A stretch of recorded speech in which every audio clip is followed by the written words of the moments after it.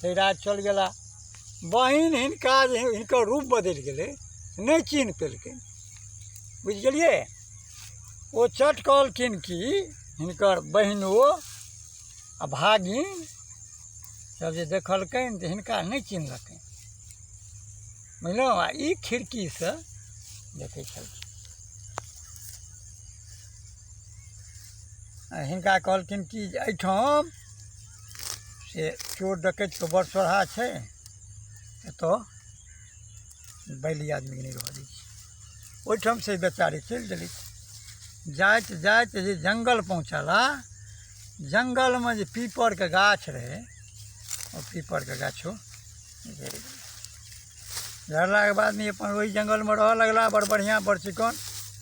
अपन घुमैत फिरैत वएह कोनो फल कोनो किछु अपन खाएके रहैत। जाहि दिन 6 महीना हिनका पुरि गेलै, ताहि दिन ओहिठमा से दरिद्रा ब्राह्मणके भेष दए कऽ आ पहुँचलै। कहलकै हौ